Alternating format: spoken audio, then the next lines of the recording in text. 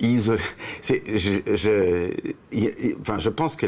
ma vie a été une série de traumatismes plus ou moins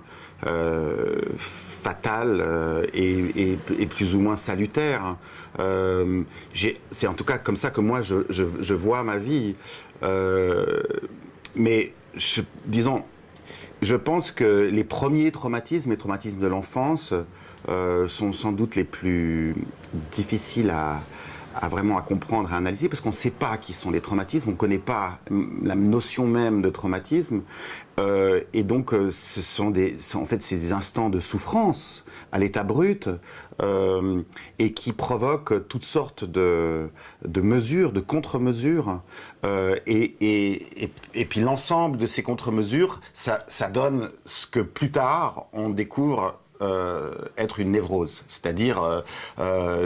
plein de petits trucs finalement qu'on utilise pour protéger son cœur, son âme, son corps de ce sentiment de souffrance. Et en fait, finalement,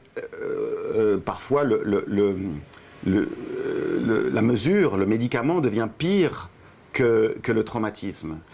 Et finalement, on passe sa vie à essayer de se débarrasser, non pas du traumatisme, mais de toutes les mesures qu'on a prises pour s'en protéger. Et enfin, moi, c'est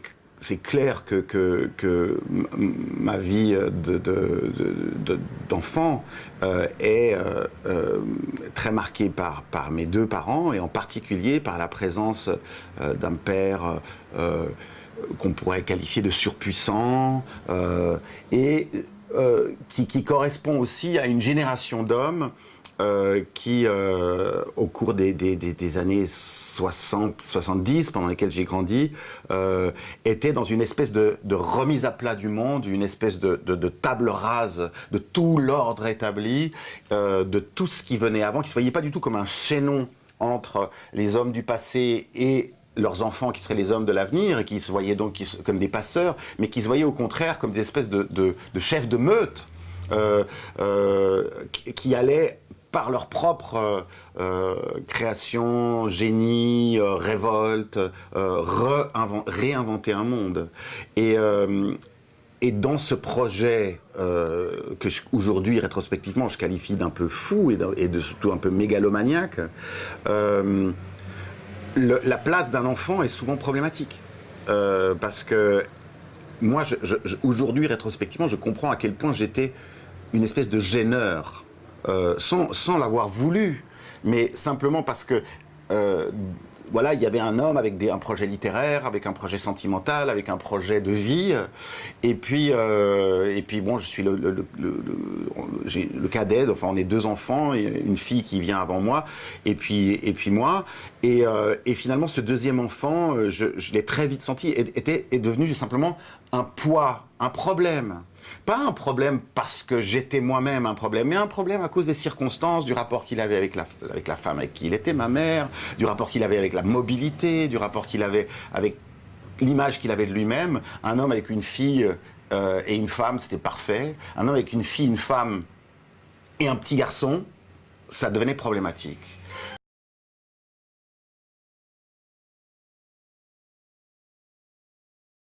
Moi, très vite, du coup, à cause de ce que j'essaye de raconter sur la complexité du rapport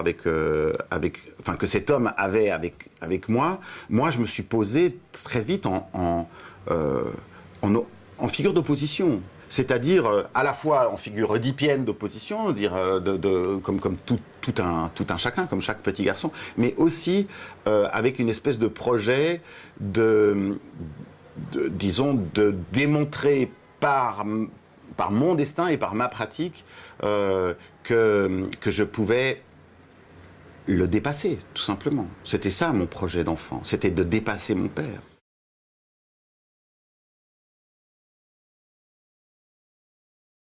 Ce projet-là, en fait, c'est un projet qui effectivement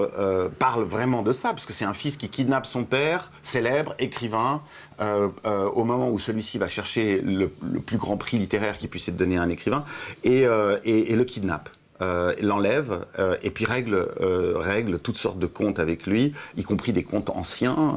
et parle de sa vie à lui de fils, de sa vie de toxicomane, d'enfant meurtri.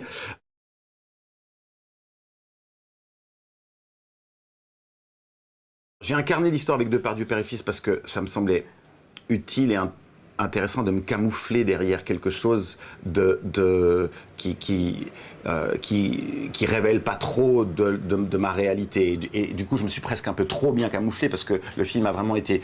perçu comme une espèce de docu-fiction autour du rapport de Depardieu père et fils, alors que c'était pas du tout le cas. Le film concernait réellement la relation que j'avais moi-même avec mon propre père, qui est donc écrivain. Mais jamais je me serais senti d'écrire ce film et du coup de le tourner sans un autre traumatisme. C'est-à-dire que finalement, il a fallu un traumatisme pour parler du premier traumatisme, un deuxième traumatisme pour parler du premier. Parce que le traumatisme, disons, du rapport conflictuel avec ce père, on va dire un peu supprimant, un père, je dirais pas infanticide, mais avec des pulsions infanticides, en tout cas symboliques, on va dire. Pour parler de ça, moi je me sentais absolument pas légitime, et d'ailleurs je savais pas comment le prendre, j'aurais pas su comment le prendre. Et il s'est trouvé que dans mon histoire, il y a eu un événement beaucoup plus tardif qui a en fait été une combinaison de ma vie et de la vie de ce père écrivain. C'est-à-dire, moi, j'ai épousé une femme malade qui est morte. Et lui en a tiré un livre. Et en commettant cet acte, qui est tout à fait légitime pour un écrivain, finalement, je veux dire, de s'approprier la vie non seulement de ses proches, mais de tout le monde, finalement, et puis d'en faire un objet artistique et littéraire qui est sien, mais en le faisant, et en le faisant avec la violence que ça suppose, de se l'approprier, et puis, quelque part, non seulement de se l'approprier, mais aussi de m'en éjecter moi en tant que fils réel et puis de créer un fils imaginaire à ma place qui corresponde peut-être mieux